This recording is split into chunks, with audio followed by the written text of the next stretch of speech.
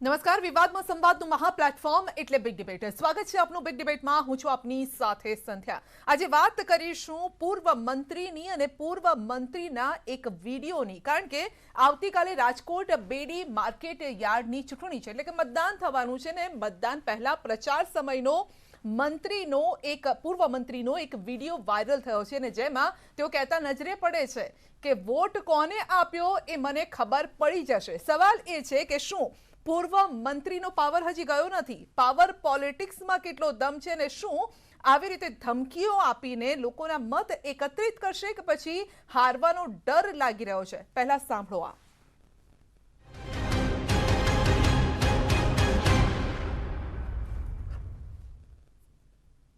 તમને એની કાપલી આખો આપશું કે નામને નિશાન લખેલા છે, અંદર લઈ જવાનું છે. એમાં કાંઈ મુશ્કેલી નહીં પડે. અને કીધું કે ચૂંટણીની અંદર તો જોવું ને રાજકારણ કરવું ને કદાચ ત્યાં 150 લઈ જાય તો 170 લઈ જાય, ફેર કાંઈ નથી પડી જવાનો. બાકી હમણાં ઘણું બધું ગણાય છે. ડાયાભાઈ મત દેવા ગયા એટલે ડાયાભાઈનું ત્યાં લખતો હોય ત્યાં લખ્યું ભાઈ 138મો નંબર ડાયાભાઈનું છે કાપલી, વાં સામે દે હોય 138 નંબર લખેલી આવે. મારે જે જોવું હોય ને તે 2 મહિના પછી જોવાય તો જાય કે 138 દીધો તો ક્યાં. પણ એ દેખાઈ જાય, એમાં કઈ ઓલું નથી. આપણે એ તો ઓલું બટન જેવું નથી દબીનું વેવર ખબર ન પડે. હા તો કાપલી વાળું મતદાન છે, અહીંયા 138 લખેલું હોય, ઓલું ઉપર બેલેટ પેપર એમાં 138 લખ્યું હોય, એટલે અહીંથી આમ કાપી ઓલું તમને અંદર દે મતદાન લેવા જવાનું, ઓલું ત્યાં પડ્યું રહે એટલે એમાં 138માં ડાયાભાઈ નામ લખેલું. મને 6 મહિના પછી ખબર તો પડે ડાયાભાઈ મત ક્યાં દીધો. તો વિડીયોમાં શું કહેવા ઈચ્છી રહ્યા છે જયેશ રાદડિયા? કહેવાનો એ મતલબ છે કે કોણે કોને વોટ આપ્યો 2 મહિના પછી કે 6 મહિના પછી મને ખબર પડી જશે. અને ચૂંટણી પહેલા જ્યારે આ વિડીયો વાયરલ થયો છે ત્યારે જરૂર સવાલ તેમના પર ઊભા થઈ રહ્યા છે. મતદાન પહેલા આ વિડીયો એ પોતે જ શબ્દો બોલ્યા છે, માટે આ સવાલ ઊભા થઈ રહ્યા છે કે શું મતદાન પહેલા તેઓ ડરાવી રહ્યા છે મતદારોને કે તેમના તરફી મત કરે? કારણ કે તેઓ ખુલ્લેઆમ કહી રહ્યા છે કે કોને મત આપ્યો હોય મને ખબર પડી જશે. આ મુદ્દે આપણે ચર્ચા કરીશું. આપણી સાથે બીજેપી તરફથી હિરેન કોટક આપણી સાથે જોડાયા છે. હિરેનભાઈ, આપનું સ્વાગત છે. અને દિલીપભાઈ સખિયા આપણી સાથે પ્રમુખ ભારતીય કિસાન સંઘ તરફથી જોડાયા છે. આપનું પણ સ્વાગત છે. દિલીપભાઈ પહેલે આપની પાસેથી જાણવા ઈચ્છીશું કે શું પૂર્વ મંત્રી લોકોને ડરાવી રહ્યા છે? આવતીકાલે મતદાન છે અને તેની પહેલા આ વિડીયો વાયરલ થયો અને જે શબ્દો બોલવામાં આવ્યા છે તે કેટલા યોગ્ય? રાજકોટ માર્કેટિંગ યાર્ડની ચૂંટણી છે. રાજકોટ માર્કેટિંગ યાર્ડનું સહકારી ખાતું બહુ મજબૂત છે. સહકારી વિભાગ અને જે સહકારી સંસ્થાઓ છે, આપણા સ્વર્ગસ્થ વિઠ્ઠલભાઈ રાદડિયાએ બહુ મહેનત કરી અને જિંદગીના છેલ્લા શ્વાસ લગી ખેડૂતો માટે જે મહેનત કરી અને સહકારી ખાતું બનાવ્યું હતું, પરંતુ આજે જ એને કલંક લાગે એવું એક કામ થઈ રહ્યું છે. મહત્વની વસ્તુ માર્કેટિંગ યાર્ડની ચૂંટણી છે. હવે 35 વર્ષ ત્યાં આ માર્કેટિંગ યાર્ડમાં એક તરફી શાસન ચાલતું હતું. હવે આ ચૂંટણીને હિસાબે ત્યારે સામેની જે સત્તાધારી પક્ષ છે એને એમ થશે કે અમારી હાર નિશ્ચિત છે, એવો એને ડર લાગવાના હિસાબે એને દરેક રાજકોટ જિલ્લાના માર્કેટિંગ યાર્ડમાં 3 તાલુકા આવે, એને તાલુકા વાઇઝ એક મીટિંગ બોલાવી અને એ તાલુકામાં સામદામ દંડનો ઉપયોગ કરી અને દરેક મંડળીઓના પ્રતિનિધિઓને બોલાવ્યા અને જાહેર રાજકોટ જિલ્લાના પડદરી તાલુકાના ફતેપર ગામે જાહેર જનતાની વચ્ચે આપણા જયેશભાઈ રાદડિયા શ્રીએ એવી વાત કરી કે ભાઈ તમે ગમે ત્યાં મત આપવો હોય, મારે જો જોવું હોય તો હું 6 મહિના પછી પણ જોઈ શકું છું. તો આ એક વાત જે એક રીતે જોઈએ તો હકીકત મતદાતાઓને કાં જયેશભાઈ ખોટું બોલે છે અથવા જયેશભાઈ એને ડરાવી રહ્યા છે. ચૂંટણી જીતવા માટેનો કોઈનો કોઈ એનો ફોર્મ્યુલાનો ઉપયોગ કરી રહ્યા છે. તો આ લોકશાહીની અંદર કોઈનો પણ મત છે એને ગુપ્તતા રાખવું એ એક ફરજનો ભાગ છે અને એ હોવું જ જોઈએ, કારણ કે મતદાન કોઈનું જોવું એ પણ એક ગુનો છે. એટલે મહત્વની વસ્તુ સામાન્ય ગામના ખેડૂતોને આટલી વાત પણ ઘણી થઈ પડતી હોય છે. અને આની અંદર સહકારી વિભાગની અંદર ખાલી ગામના પ્રતિનિધિ તરીકે દરેક ગામની સહકારી મંડળીના જે કમિટી મેમ્બરો એ જ મત દેતી હોય છે. એટલે મહત્વની વસ્તુ છે કે ચૂંટણીની અંદર નાની સંખ્યા હોવાના હિસાબે, સિલેક્ટેડ માણસો હોવાના હિસાબે ચૂંટણીની અંદર રચાકસીનું પ્રમાણ હોય છે અને જેના હાથમાં સત્તા હોય છે એના હાથમાં જ એનો પાવર રહેતો હોય છે. એટલે આ સહકાર વિભાગની અંદર આ અઘરામાં અઘરી વસ્તુ છે. આજે ડરાવીને મત એકત્રિત કરશે? દિલીપભાઈ, સવાલ તો એ છે ને, આ ડરાવીને મત એકત્રિત કરશે? આ પણ એક ચૂંટણી જીતવાનો જ ફોર્મ્યુલા છે. 100% સાચી વાત છે કે ગમે એમ કરી અને ચૂંટણી જીતવી છે. નકર જયેશભાઈ એક ખેડૂતની સંસ્થા ચલાવે છે તો જયેશભાઈ હકીકત જો ખેડૂતને મદદ કરવા માંગતા હોય તો એને ખેડૂતોને એવું કેવું જોઈએ કે ખેડૂતો ઉભા છે એમાં જે ખેડૂતોનું કામ કરી રહ્યા છે, જે ખેડૂતો માટે મદદ કરે છે અને જે ખેડૂતોનો વિકાસ કરશે એવા ઉમેદવારોને મત દેવા. જો એવું જયેશભાઈ બોલે તો 100% સમજી શકાય કે જયેશભાઈ ખેડૂતોને મદદ કરવા માટે છે. બિલકુલ બિલકુલ પણ હિરેનભાઈ, જયેશભાઈ ઓકે ઓકે, હિરેનભાઈ પણ આપણી સાથે છે. હિરેનભાઈ, શું આવી રીતે ડરાવીને મત એકત્રિત કરશો કે ભાઈ કોને મત આપ્યો 2 મહિના પછી કે 6 મહિના પછી મને ખબર પડી જશે, એટલે જે મત કદાચ તેમની વિરુદ્ધમાં આપવાના હોય એ તે પહેલાથી સચેત થઈ જાય, અથવા તો તેમને ક્યાંક ડર લાગે કે જો પછીથી અમને ખબર પડશે અને પછી અમારી સાથે કંઈક એવું અજુગતું થશે? બિલકુલ સંધ્યા, ક્યારેય પણ હંમેશા કોઈ પણ જગ્યાએ મતદાન હોય, એ રાજનીતિમાં હોય કે સહકારી ક્ષેત્રમાં હોય, મતદાન ગુપ્ત હોય છે. અને મતદાનની જ્યારે પણ આવી કોઈ પણ વાત આવે છે સામે, ત્યારે એના ઘણા બધા પાસાઓ પણ હોય છે. એમાં મતદાર નીકળતા હોય છે, એમાં પણ આવા વાયરલ થતા વિડીયોની પણ સાતત્યતા તપાસવી જરૂરી હોય છે.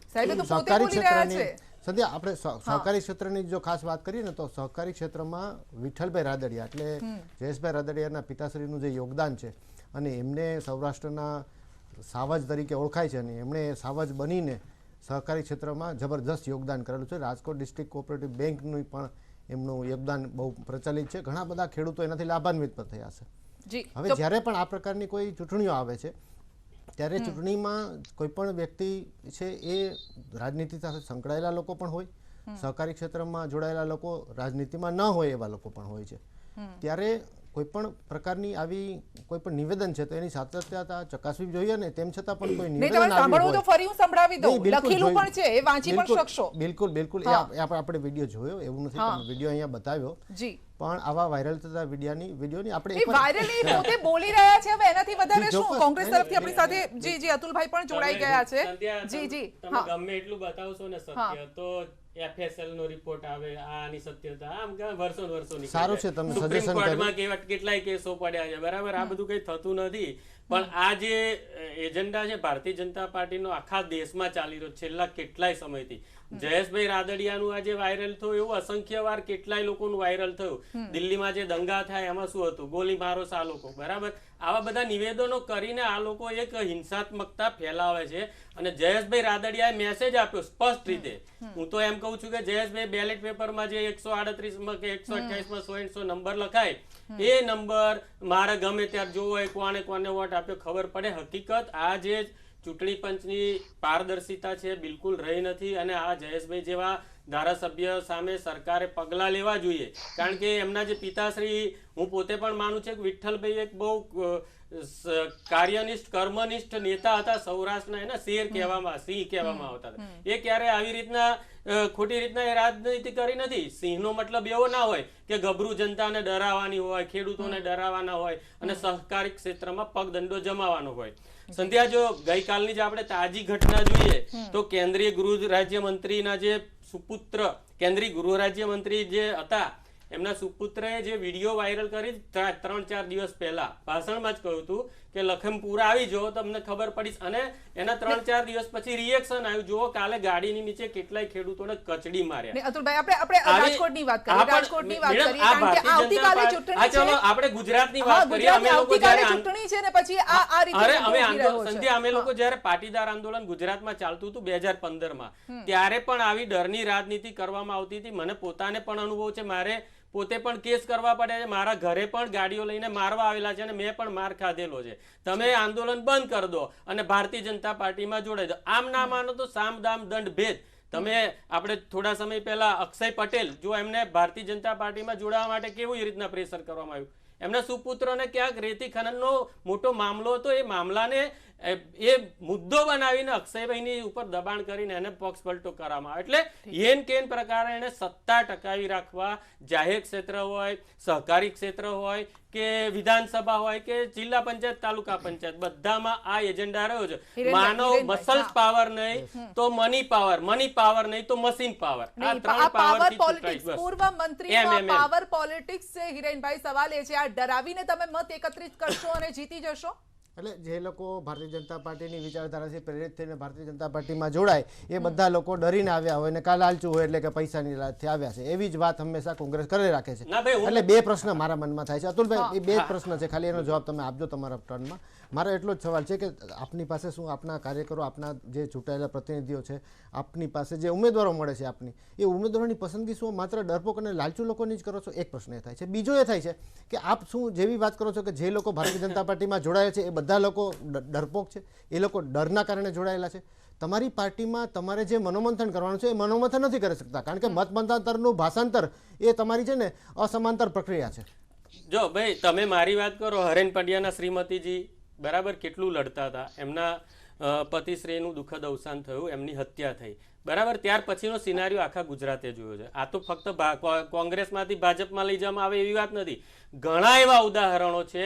અને હું તો અત્યારે એમ કહું, ચલો અમારા પાસના કન્વીનર નરેન્દ્રભાઈ પટેલ, એમને કરોડ રૂપિયાની ઓફર થઈ હતી, બળજબરીપૂર્વક બધું કરીને એમને ખેસ પહેરાવી દીધો, આ કર્યું તે કર્યું, પછી એ ભાગી ગયા. અને એ પૈસા આજે જે એમણે નામ પણ આપ્યું કે જીતુભાઈ વાઘાણીના વરુણ પટેલની ઓડિયો, જીતુ વાઘાણીની ઓડિયો, બધું ગાંધીનગરની કોર્ટમાં 10 લાખ રૂપિયા સાથે જમા છે. એને બી આજે 3 વર્ષ થઈ ગયા, એનું કોઈ આજે ડિસિઝન આવ્યું નથી, નિર્ણય આવ્યો નથી, કારણ કે ભારતીય જનતા પાર્ટીની સામે આવા બહુ ઓછા લોકો બહાર પડતા હોય છે, કોર્ટમાં જતા હોય છે. તમે જે વાત કરી એની જ વાત કરું. આપણે FSL રિપોર્ટની તમે શરૂઆતમાં વાત કરી, બરાબર. FSL રિપોર્ટ તમે કહો છો વર્ષો સુધી નથી આવતા. કોઈ પણ FSL રિપોર્ટને તમારી જાણ ખાતર કહી દો કે માત્ર ને માત્ર 39 દિવસની મર્યાદા છે, 39 દિવસની મર્યાદા છે. જે મર્યાદા છે, મર્યાદામાં જો રિપોર્ટ ન આવે તો ડિપાર્ટમેન્ટ પર પગલાં લેવાય. અત્યારે તમારે જો આ વિડીયોનું પણ સતત ચકાસવી હોય, આ રીતે FSL થી ચકાસવી છે, તો પણ 15 દિવસમાં રિપોર્ટ આવશે. તમે પોતે જ કહો છો, તમે જોઈ શકો છો. તમને જો તમને તમારા જ રાજ્યની જે સંસ્થાઓ પર વિશ્વાસ ના હોય, આટલું તો હદ કહેવાય. મોર્ફિંગ થઈ શકે નહીં. અને ન થઈ શકે સાહેબ. તમે આ પહેલા પણ બન્યા છે.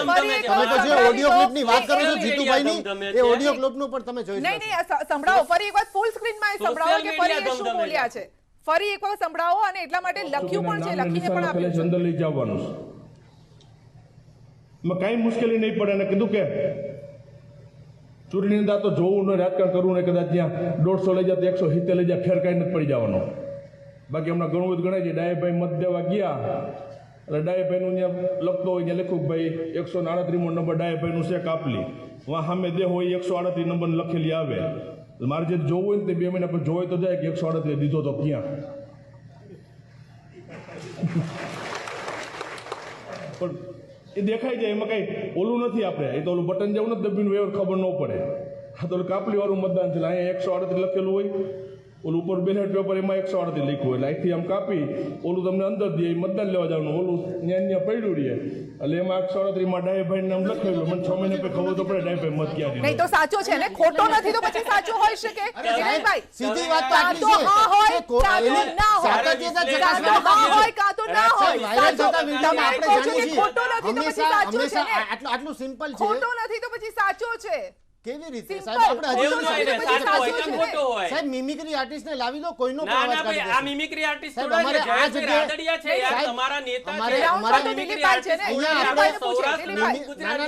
ના, અવાજ મિમિક્રી માટે આર્ટિસ્ટ નથી, તમારે જયેશભાઈ જરૂર રાદડિયા પડે છે. તો આ અવાજ છે એ આપણે કોઈ પણ નેતાનો બની શકે, જરૂર પડે તો દિલીપભાઈ. આનો અવાજ પણ બની શકે. કેમ ન ચલો બને? આ તો દિલીપભાઈ, તમે કેસ કરો, ચલો આ મીડિયા ડબિંગ- ઉપર ને સોશિયલ ના, ના, મીડિયા મીડિયા શું કામ? તમે જે લોકો- કેસ કરો ને, લો અરે, મીડિયા ક્યાંથી- ખોટું બતાવતું વિડીયો તો ક્યાંથી કેસ કરો આવ્યો છે? યાર. ફરતો તમે ફરતો નાની એનું નાની મૂળ વાતમાં શોધવાનું કેસ છે. કરો છો, બરાબર? અરે સાહેબ, તમને આ તો તમે કહું છું રાહુલ ભાઈ. ગાંધીને સુરત ના, ધક્કા ના, હું ખવડાવતા દાવો હોય. નથી કરતો, બરાબર? પણ તમને કહું છું કે કદાચ આ નીરવ વિડીયોનું મોદીને મૂળ આ બધા શોધીશું ને જે એવું બની ચોરી શકે કરીને કે પૈસા લઈને કોંગ્રેસના જતા રહે. રાજકીય તમે નેતાઓ કેસ કરો. આપણે ખોટું હોય તો કેસ કરો. સાહેબ, બની શકે કે આ વિડીયો છે એ ઉપર કેસ કરો.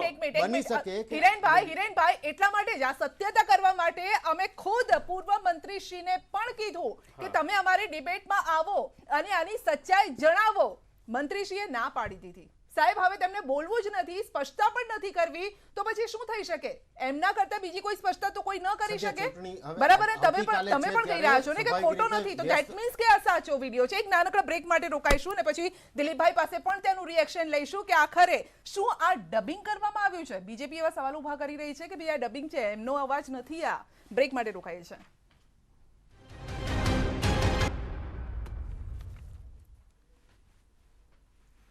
જયેશ રાદડિયાનો એક વિડીયો વાયરલ થયો અને જેમાં એવું કહેવામાં આવ્યું કે તમે કોને વોટ આપ્યો એ મને 2 મહિના કે 6 મહિના પછી ખબર પડી જશે. આપણે જણાવી દઈએ કે બેડી માર્કેટ યાર્ડની ચૂંટણી પૂર્વે આ વિવાદ થયો છે, કારણ કે આવતીકાલે મતદાન છે અને મતદાન પહેલા શું આ ડરાવવાનો પ્રયત્ન થઈ રહ્યો છે, શું તેની અસર મતદાન ઉપર પડશે કે કેમ, તે જાણવા માટે દિલીપભાઈ આપણી સાથે જોડાયેલા છે. દિલીપભાઈ, આ પ્રકારનો જે વિડીયો વાયરલ થઈ રહ્યો છે, આપને લાગે છે કે મતદાન પર તેની અસર થશે?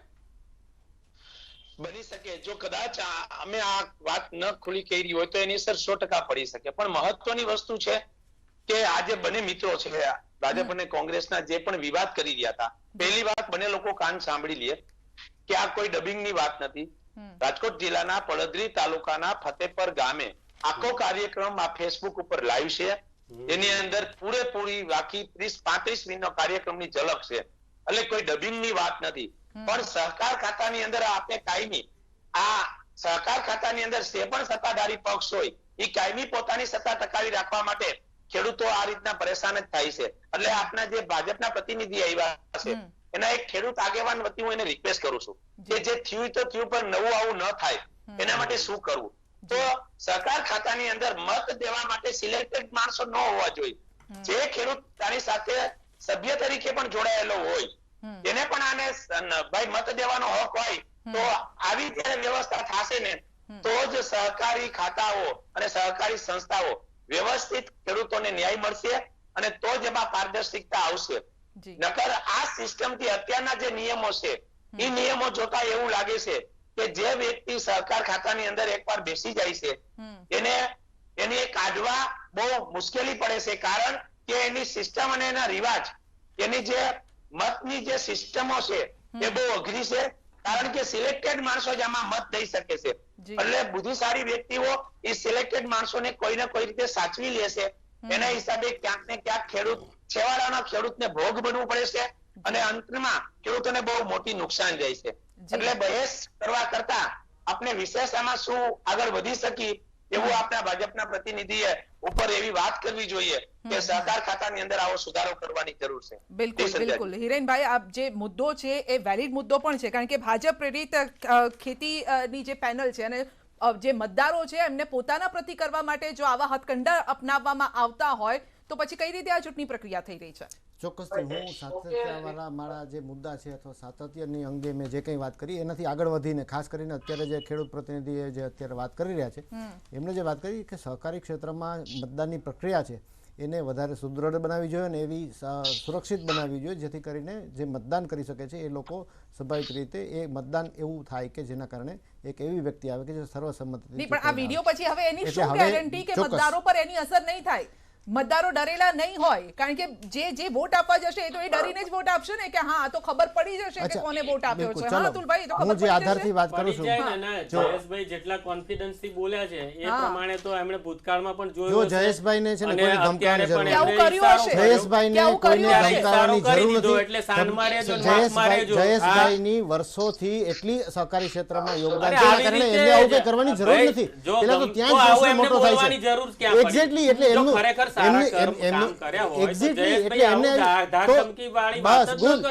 સરસ, તમે સ્વીકારો છો, મને ગમ્યું, તમે આટલું સ્વીકારો છો, ગમ્યું કે એમનું પ્રભુત્વ એટલું આ ક્ષેત્રમાં છે, એમનું યોગદાન છે, તો સ્વાભાવિક રીતે તો પછી એ પ્રશ્ન નથી ઉભો થતો. તમે જે પ્રશ્ન નથી ઉભો થતો એને મૂકવાની કોશિશ કરો છો. એટલે તમારે છે ને એક તરફી વાત કરશો તો ક્યાંથી કોઈને સમજાય? તમારી વાત ઉપર વિશ્વાસ આવે એના માટે પૂરું થઈ જાય. અત્યારે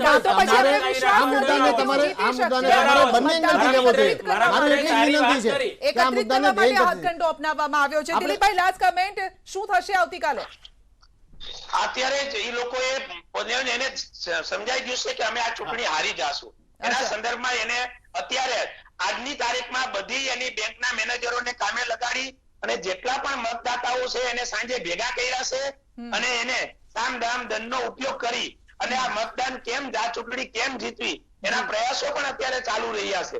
મહત્વની વસ્તુ છે તો સહકાર વિભાગમાં આવું ન હોવું જોઈએ.